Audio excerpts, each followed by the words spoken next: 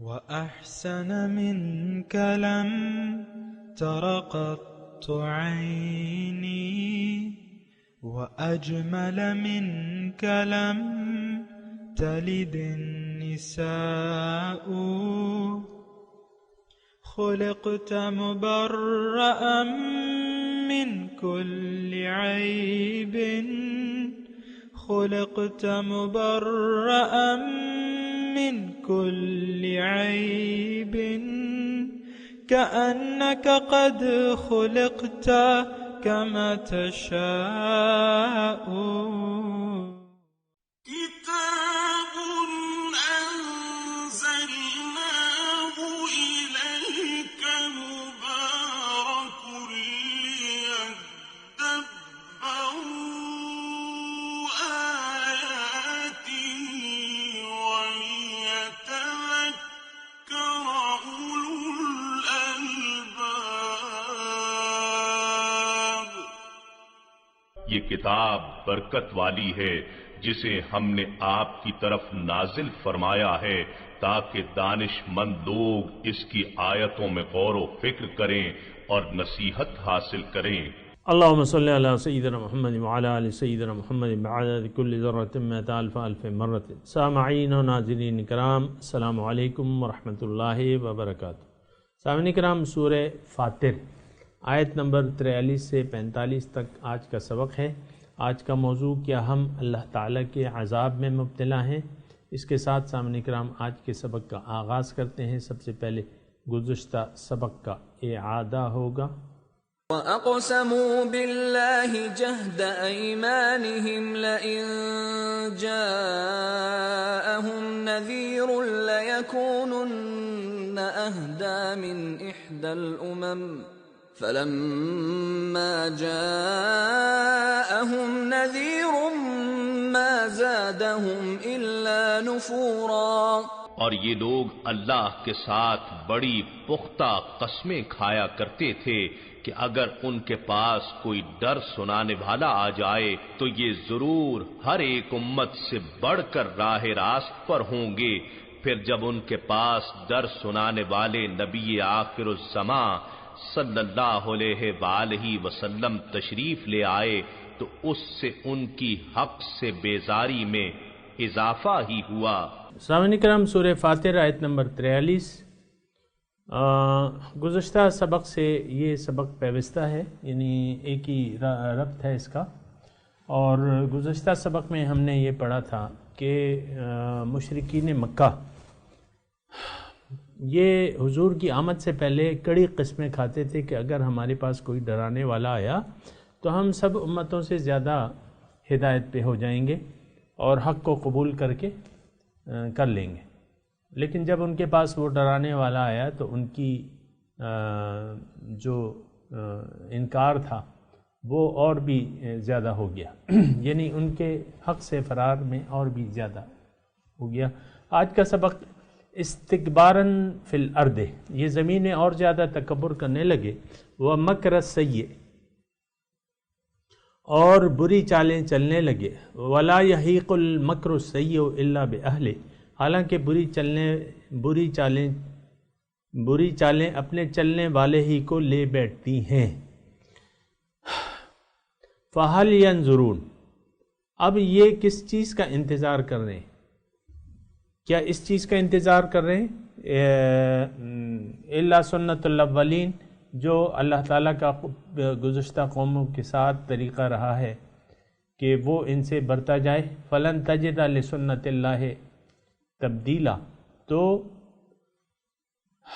آپ نہ پاؤ گے اللہ تعالیٰ کے طریقے میں کوئی تبدیلی. ولن تجد لسنت اللہ تحویلا، اور اللہ تعالیٰ کے سنت کو، اس کے مقرر راستے سے کوئی طاقت پھیر نہیں سکتی، تحویل پھیر نہیں سکتی. بہرحال سامعین اکرام، مضمون جو ہے وہ یہی ہے کہ جب حق آ جائے تو پھر اس کو قبول کیوں نہیں کرتے لوگ.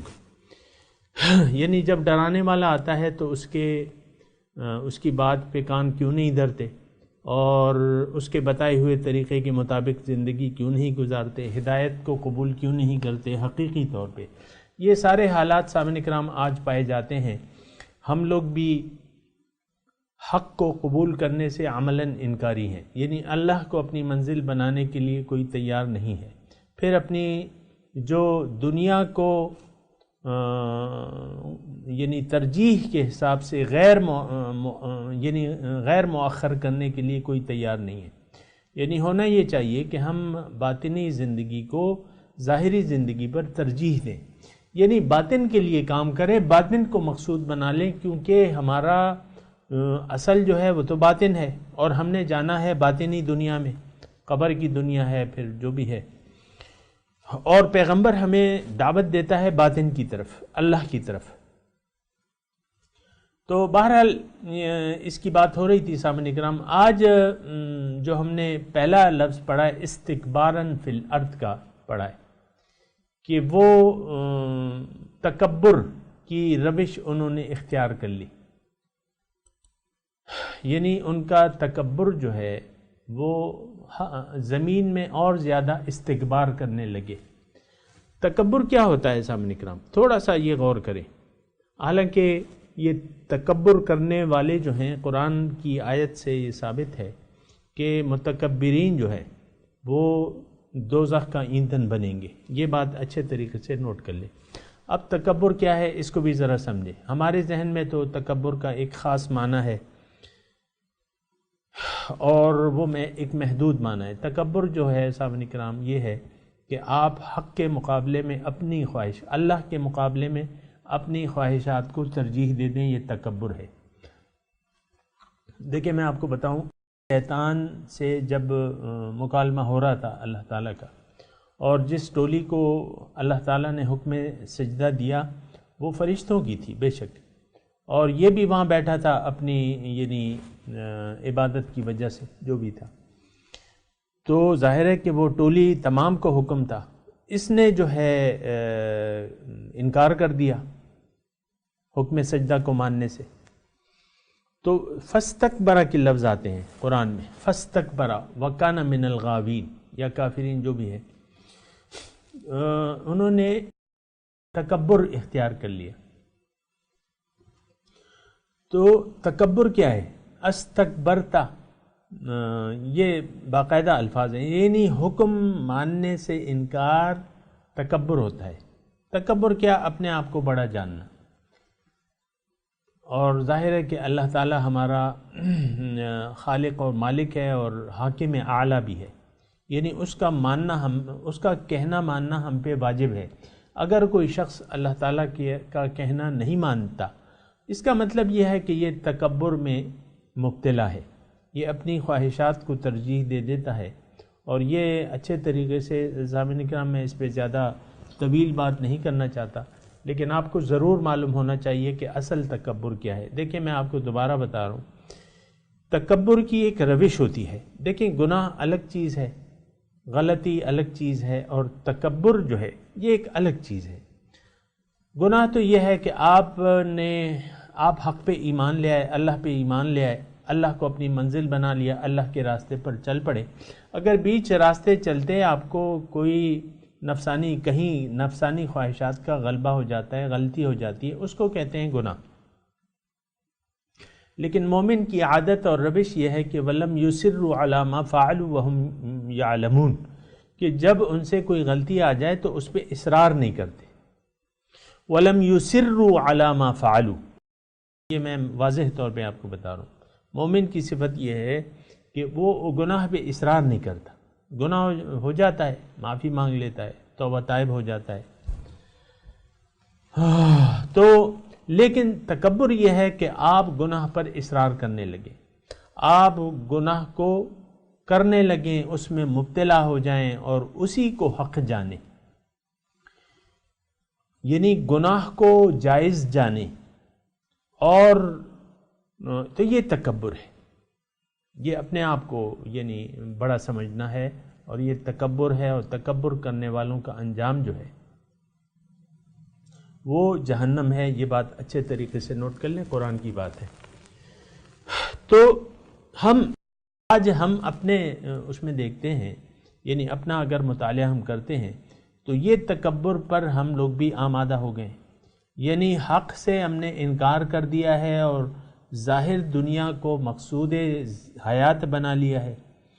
یہ حالانکہ اللہ تعالیٰ نے ہمیں ایسا نہیں کہا، اللہ کے رسول کی دعوت اللہ کی طرف ہے، اللہ کی دعوت اپنی طرف بلا رہا ہے، ساریو الی مغفرۃ من ربکم وجنہ، اور پھر یہ اللہ تعالیٰ نے بنایا ہے، اللہ تعالیٰ نے ہمیں پیدا ہی اپنے لیے کیا ہے۔ یہ بات انتہائی ضروری ہے کہ آپ اسے اچھے طریقے سے سمجھ لیں۔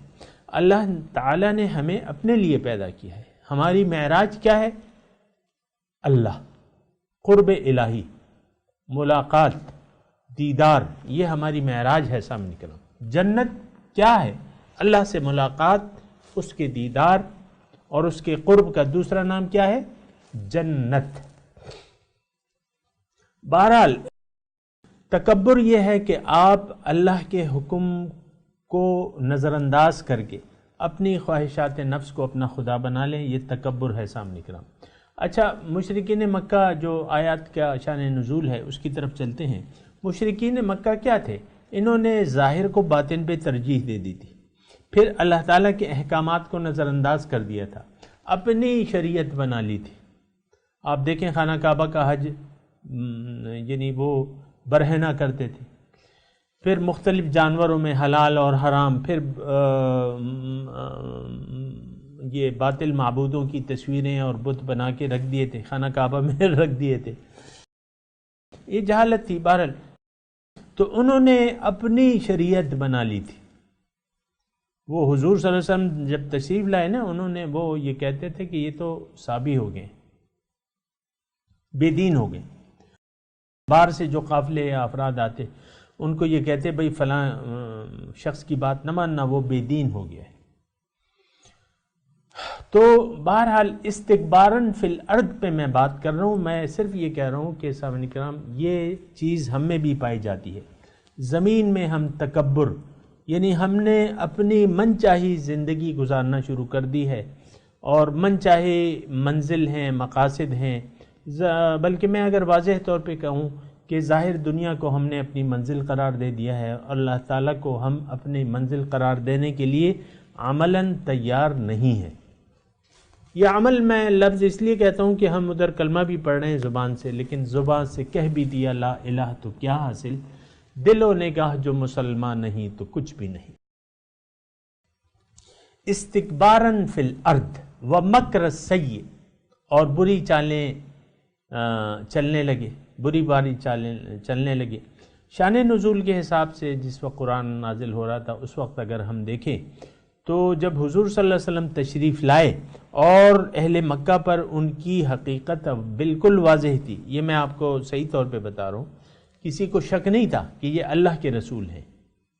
جیسے کہ آج ایک مبلغ ہے، ایک داعی الحق ہے، آپ کو شک نہیں ہوتا، آپ کو یقین ہوتا ہے کہ یہ اللہ ہی کی طرف ہمیں راستہ بتا رہا ہے، لیکن پھر بھی ہم اس کی باتوں سے صرف نظر کر لیتے ہیں، اپنے جو نظریہ ہے اس پر قائم رہتے ہیں۔ بالکل اہل مکہ، قریش مکہ، کفار مکہ اور ہماری مثال ایک سی ہے سامنے کرام۔ ومکر السیء پہ میں آپ کو بات کر رہا ہوں کہ جب حضور صلی اللہ علیہ وسلم کو انہوں نے پہچان لیا، دیکھیں مدینے کا بھی میں تذکرہ کروں گا کہ مدینے میں یہود آئے اس لیے تھے کہ وہ نبی السیف آخر الزمان نبی آئیں گے اور ہم ان پر سب سے پہلے ایمان لائیں گے، لیکن فلما جاءہم ما عرفوا کفروا بہ، جب آ گئے وہ جنہوں کو انہوں نے پہچان لیا انہوں نے انکار کر دیا۔ تو اسی طرح قریش مکہ، اور میں آپ کو بتاؤں یہ آپ سوچیں گے نا کہ یہ کیا کہہ رہا ہے، میں آپ کو کہہ رہا ہوں، میں نے آپ کو یہ کہا کہ انہوں نے پہچان لیا تھا۔ دیکھیں 12 سال کا لڑکا ہے اور 12 سال کا جو جتنی بھی عمر ہے وہ جو سفر شام کے لیے جا رہے تھے، پھر راہب نے ان کی دعوت کی اور وہ سارا واقعہ آپ یاد کریں تو انہوں نے ان قافلے والوں کو، قریش مکہ کو یہ کہا کہ یہ تو نبی آخر الزمان ہے اور جہاں تم جا رہے ہو وہاں کے لوگ اس کے دشمن ہیں، اس کو واپس کر دو۔ تو واپس کر دیا۔ اب یہ کس نے، ابھی تو 40 سال میں ملنی ہے نبوت یا اس کا اعلان ہونا ہے، اور ابھی سے ان کو پتہ ہے کہ ہاں یہ ایک شخصیت ہے. بہرحال اس کی تفصیل میں زیادہ نہیں جاتا، معلوم تھا اچھے طریقے سے. حضور صلی اللہ علیہ وسلم کے بارے میں ابو جہل کے الفاظ ہیں انا لا نکذبک، ہم تمہیں جھوٹ نہیں جانتے، تم سچے ہو، اللہ کے پیغمبر ہو، لیکن جو تعلیم ہے اس کو ہم جھٹلاتے ہیں. بہرحال استکباراً فی الارض ومکر السیء، اب بری چالیں چلنے لگے، وہی چالیں آج ہم بھی چل رہے ہیں. اہل حق کا ساتھ نہیں دے رہے، داعیان حق کا ساتھ نہیں دے رہے، ان کی امداد نہیں کر رہے، اور ان کے مشن کو بعض اوقات ایسا ہوتا ہے کہ ان کی مخالفت شروع ہو جاتی ہے، اہل حق کی مخالفت شروع ہو جاتی ہے. اور بہت سے ایسے واقعات ہوتے ہیں. بہرحال آپ دیکھیں علماء حق کا قتل آج بھی ہو رہا ہے. ہمارے ڈاکٹر غلام مرتضیٰ ملک جو ہیں ان کو لوگوں نے شہید کر دیا. ہمارے چار سدے کے جو حسن جان صاحب ہیں ان کو گولیاں مار کے شہید کر دیا گیا. بنوری ٹاؤن میں ہمارے علماء ہیں ان کو شہید کر دیا گیا. لاہور میں ہمارے علماء حق کو شہید کر دیا گیا. یہ بری چالیں تو آج بھی چلی جا رہی ہیں. لیکن اللہ تعالیٰ یہاں فرما رہا ہے کہ وَلَا يَحِيقُ الْمَكْرُ السَّيِّئُ إِلَّا بِأَهْلِهِ، حالانکہ بری چالیں اپنے چلنے والے ہی کو لے بیٹھتی ہیں. اس پہ آپ سوچیں گے کہ بھئی یہ اس آیت کا مطلب کیا ہے. بات یہ ہے سامعین کرام کہ حق کی اگر آپ مخالفت کریں گے وہ آپ کو لے بیٹھے گی. یہ صرف یہ نہیں کہ اہل حق کی مخالفت، آپ کے سامنے حق پیش ہوا، آپ نفسانی طور پہ مغلوب ہو گئے خواہشات نفس سے، تو وہ آپ کو لے بیٹھیں گے. وہ نفس اور شیطان اور یہ معاشرہ یہ آپ کو لے بیٹھے گا. یعنی کیا، کس طریقے سے؟ آپ کا دل جو ہے، آپ کا ضمیر مردہ ہو جائے گا، آپ کی زندگی ختم ہو جائے گی. جو حیات جاویدانی ہے وہ آپ کو حاصل نہیں ہوگی، آپ مردہ ہو جائیں گے. افانت تسمع وہ کہتے ہیں نا کہ آپ مردوں کو نہیں سنا سکتے. وما انت بمسمع من فی القبور. تو یہ بری چالیں چلنے، آپ یہ نہ سمجھیں کہ بس وہ، یعنی یہ دیکھیں صحیح طریقے سے آپ سوچا کریں، صحیح سوچ کو درست رکھا کریں. حق کی مخالفت کا انجام جو ہے وہ آپ کی اپنی تباہی ہے. یعنی جو بھی حق کی مخالفت اور اہل حق کی مخالفت کرتا ہے اس میں اس کی اپنی تباہی ہے، دنیا میں بھی اور آخرت میں بھی. یہ اچھے طریقے سے نوٹ کر لیں. اچھا، فَهَلْ يَنظُرُونَ إِلَّا سُنَّةَ الْأَوَّلِينَ، کیا یہ انتظار کر رہے ہیں اگلوں کے ساتھ جو میں نے سلوک کیا ہے، جو طریقہ میرا رہا ہے؟ اللہ تعالیٰ فرما رہے فَلَن تَجِدَ لِسُنَّةِ اللَّهِ تَبْدِيلًا وَلَن تَجِدَ لِسُنَّةِ اللَّهِ تَحْوِيلًا. اب جو اللہ تعالیٰ کا طریقہ پچھلی قوموں کے ساتھ ہوا ہے اس میں کوئی آپ تبدیلی نہ پاؤ گے، اور اس اللہ کی سنت کو اس کے مقرر راستے سے کوئی طاقت پھیر نہیں سکتی. یعنی کوئی طاقت نہ پھیر سکتی ہے، نہ اس میں تبدیلی. اللہ کی سنت کیا ہے سامنے کا؟ دیکھیں یہاں بھی آپ سوچیں گے، اور بے شک سوچنا چاہیے کہ بھئی جو عذابات پہلے آتے تھے وہ اب تو نہیں آ رہے، یہ تو اسی زمانے کے لیے تھا. ایسی بات نہیں ہے. اللہ تعالیٰ کا عذاب اب بھی واقع ہوتا ہے افراد پہ اور اقوام پہ بھی. آج مسلمان، میں نے آپ کو کہا ہے کہ اللہ تعالیٰ کے عذاب میں گرفتار ہے، کیونکہ اس نے حق سے منہ پھیر لیا ہے، اور وہ ضالین اور مغضوب علیہ قوم ہم پہ مسلط ہو گئی ہیں. ہندو کو ہم آنکھیں نہیں دکھا سکتے، اس کا ہندو کا مقابلہ ہم نہیں کرتے، نہ کر سکتے ہیں. یعنی آپ نہیں کر سکتے، آپ بزدل بن گئے. پھر یہود و نصارہ جو مغضوب علیہ اور گمراہ قوم ہیں، ان کو اللہ تعالیٰ نے آپ پہ مسلط کر دیا ہے. اس سے بڑی ذلت اور کیا ہوگی آج کے مسلمان کی. بہرحال یہ اللہ تعالیٰ کا طریقہ ہے، اور یہ ایک فطری اور قانون ہے. سامنے کرام دیکھیں، اگر آپ یہ تھوڑا سا مزید تفصیل سننا چاہیں تو اس میں یہ ہے کہ دیکھیں جب حق نہ ہو تو پھر باطل ہوتا ہے، جب روشنی نہ ہو تو اندھیرا ہوتا ہے. اب اندھیرے میں، باطل میں جو بھی زیادہ طاقتور ہے اللہ تعالیٰ تو اس کی پرواہ نہیں کرتا. آج اندھیرا ہی، ہم اندھیروں کے باسی ہیں، ہم سب مسلمان من حیث القوم، باقی بھی اندھیرے ہیں، یہ بھی اندھیرے ہیں. تو اب تو یہ ہے کہ ان کے پاس مادی قوت ہے تو بس ان کو یعنی وہ تھوڑے آگے نظر آتے ہیں. مسلمان ہے ہی نہیں.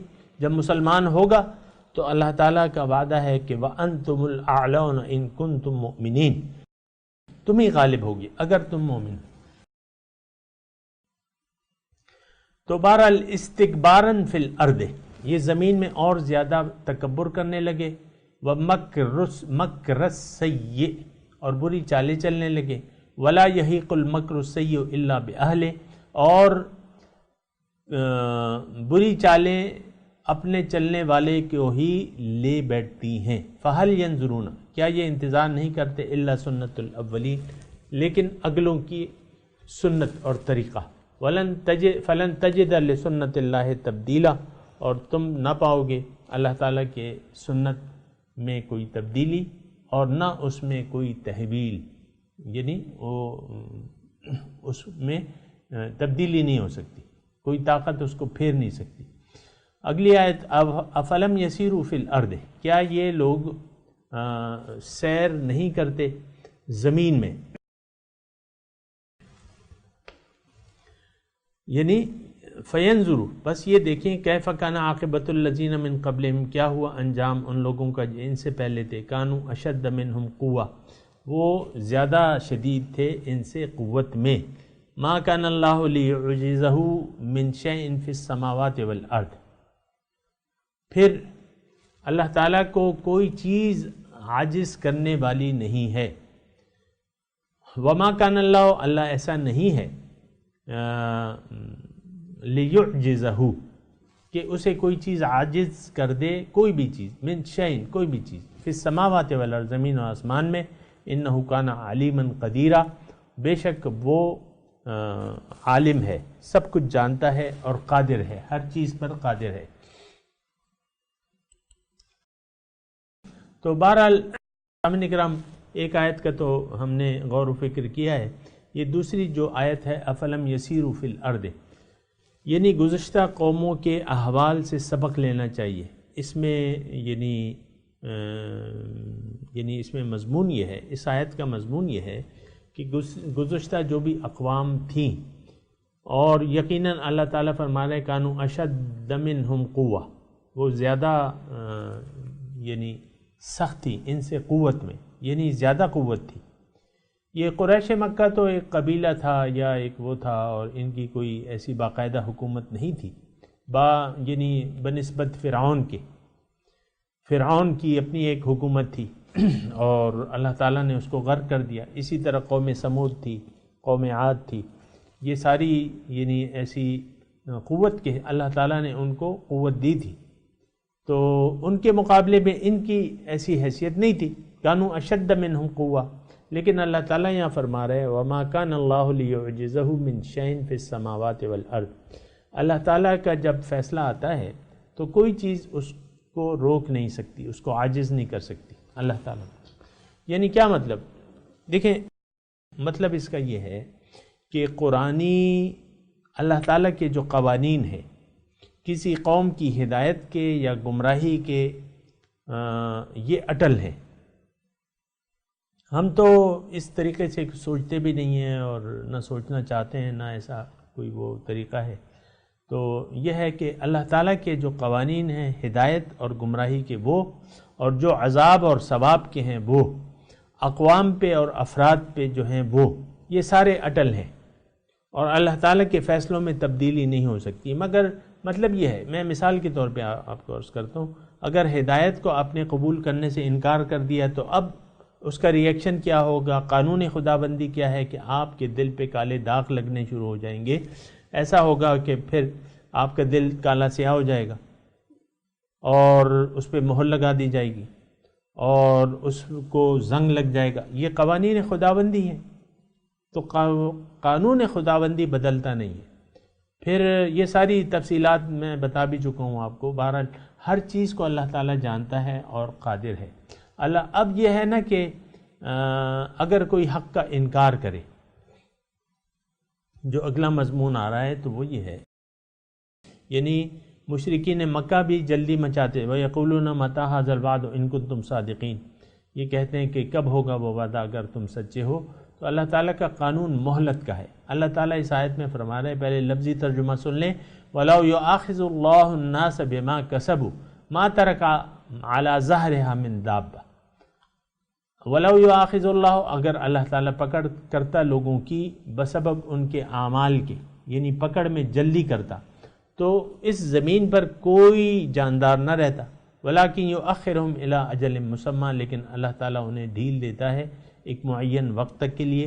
فَإِذَا جَاءَ أَجَلُهُمْ، جب وہ وقت معینہ آ جاتا ہے، فَإِنَّ اللَّهَ كَانَ بِعِبَادِهِ خَبِيرًا بَصِيرًا، بس اللہ تعالیٰ اپنے بندوں کے حال پہ دیکھ رہا ہے۔ یعنی مہلت کا وقت ہے۔ سامعین کرام، خلاصہ کلام یہ ہے کہ مہلت کا وقت ہے، اور یہ یعنی بات چیت کرنے سے پہلے میں آپ کو یہ کر دوں، یہ سارے مضامین میرے لیے ہیں، آپ کے لیے ہیں۔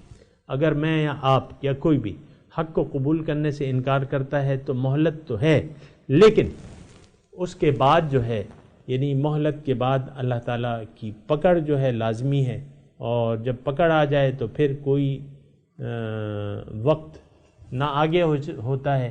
فَإِذَا جَاءَ أَجَلُهُمْ لَا يَسْتَأْخِرُونَ سَاعَةً وَلَا يَسْتَقْدِمُونَ، ہم پڑھ چکے ہیں۔ جب وہ اجل معین آتی ہے تو پھر کوئی چیز جو ہے تقدیم و تاخیر نہیں ہوتی۔ پکڑ بہرحال اللہ تعالیٰ کی بڑی سخت ہے۔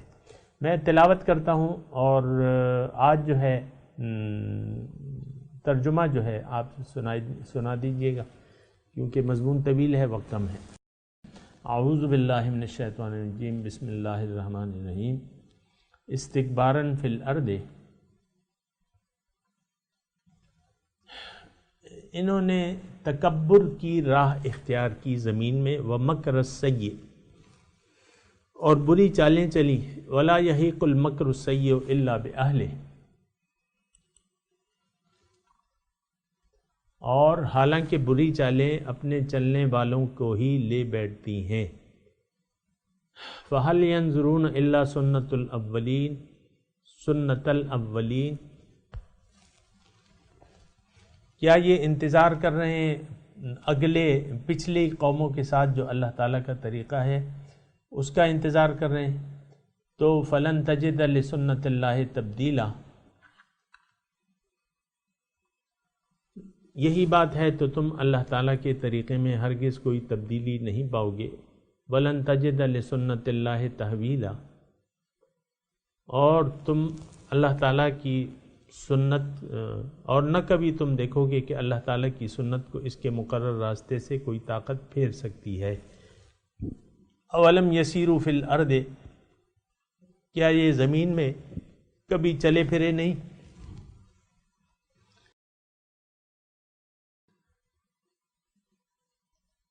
فینظروا کیف کان عاقبۃ الذین من قبلہم، پھر یہ دیکھتے کہ کیا ہوا انجام ان لوگوں کا جو ان سے پہلے تھے۔ کانوا اشد منہم قوہ، وہ ان سے بہت زیادہ طاقتور تھے۔ وما کان اللہ لیعجزہ من شیء فی السماوات والارض، اور اللہ کو کوئی چیز عاجز کرنے والی نہیں ہے، نہ آسمانوں میں اور نہ زمین میں۔ انہ کان علیما قدیرا، بے شک وہ سب کچھ جانتا ہے اور قدرت رکھتا ہے۔ وَلَوْ يُؤَاخِذُ اللَّهُ النَّاسَ بِمَا كَسَبُوا، اور اگر اللہ تعالیٰ پکڑ کرتا ان کے جو انہوں نے کیا، ما ترک علی ظہرہا من دابہ، تو زمین پر کوئی انسان زندہ نہ رہتا۔